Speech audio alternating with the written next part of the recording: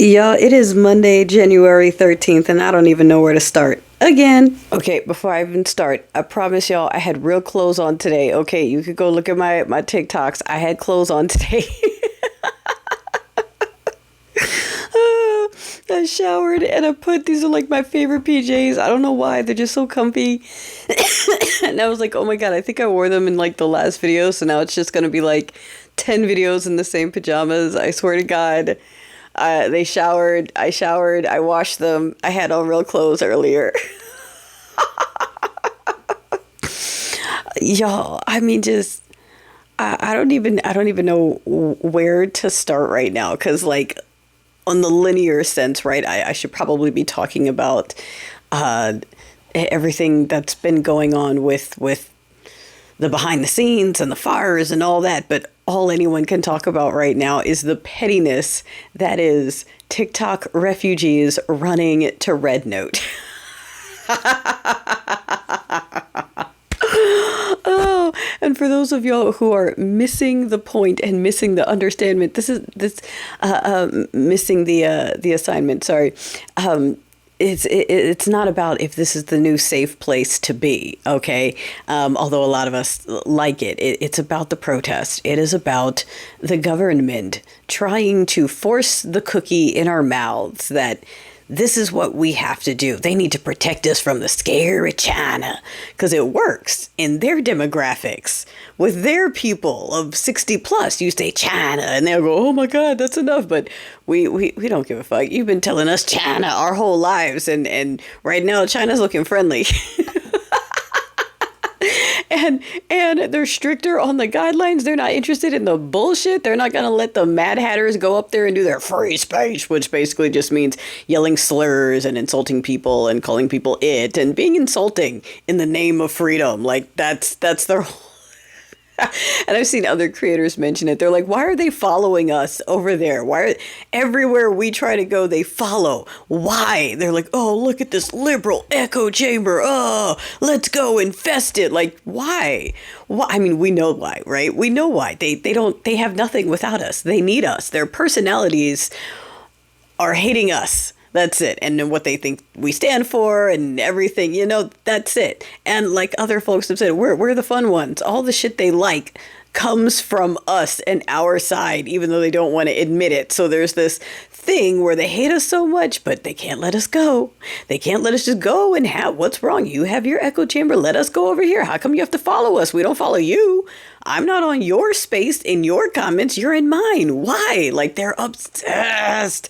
And we need to just fucking call it out. Seriously. But anyway, yes, this is the amount of petty I am down for. I am down for it. And I love how just conveniently the legislator from, I forgot the state, I'm so sorry, but cool guy who introduced a bill for a 270-day extension on the ban because, nobody said anything about what happens to people's money. What about monetization? What about the millions of businesses that are on there? Like, you guys just, come on. And if you follow my channel, you know, I've already said this. They needed to go with the money argument, not the free speech argument. Our government doesn't give two shits about our free speech unless we're, angry white, what nationalists who are claiming everything in the name of faith and flag. And in that case, that's fine. You can say whatever you want, but free speech doesn't apply to us, just them. So, I mean, we shall see what happens. No, they are not considering selling to Musk or anyone else. Okay, these stories coming out, that is Muskaganda. I don't know. I don't know if that flows, but that's what it is. Okay, the dude, you have to think.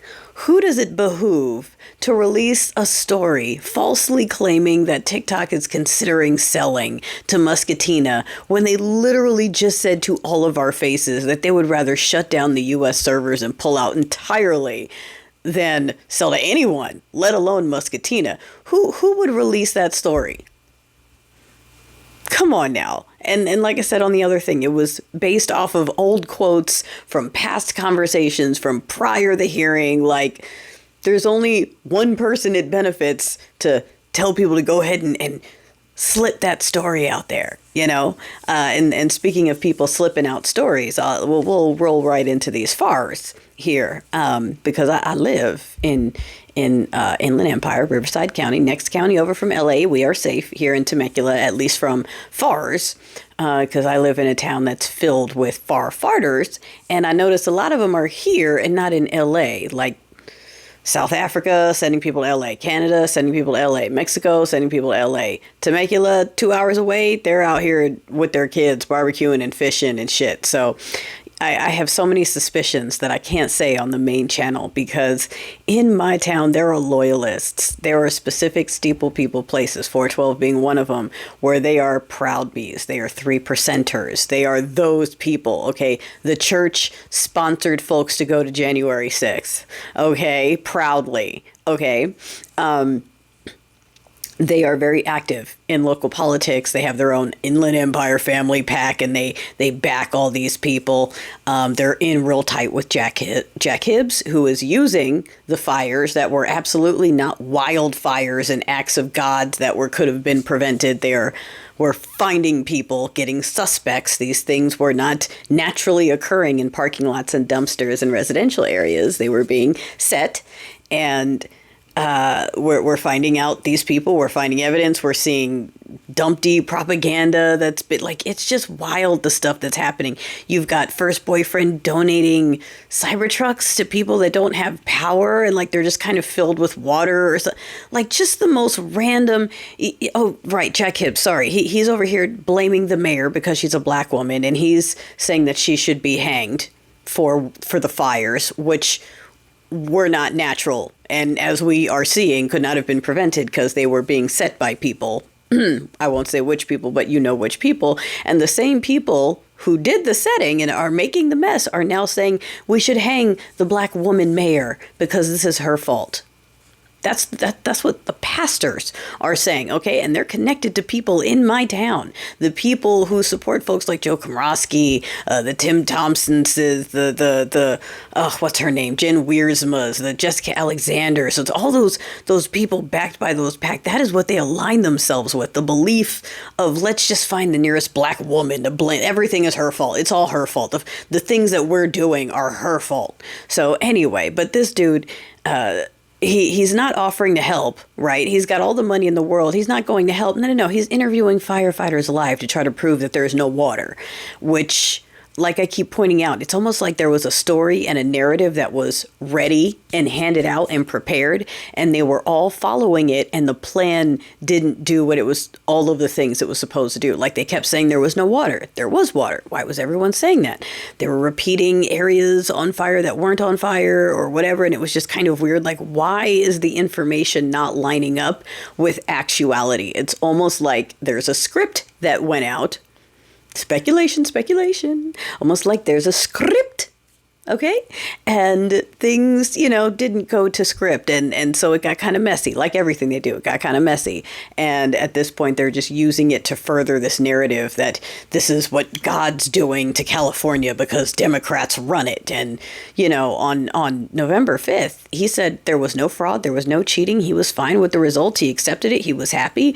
Now, all of a sudden, there was fraud and cheating in California, and he really wants California. And California's on fire because Trump was right, and because this is God punishing Democrats. And again, we have proof of we have suspects, we have people being caught for doing things like, naturally pouring accelerants into the water. That's a natural occurrence that happens out here all the time.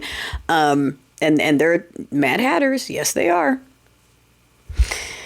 So I might have already talked about it a little bit in the other video, but, as we see it coming together and all the red legislators left, they all went to Florida while their state was burning, and they're not asking for help. They're trying to pass legislation to stop help or to tie it to eliminating the debt ceiling. They said, if California wants help, let us eliminate the debt ceiling for our God King. Like, that's what they're focused on. You can't tell me that that's just a coincidence in you know what I'm saying? You can't convince me. You can't convince me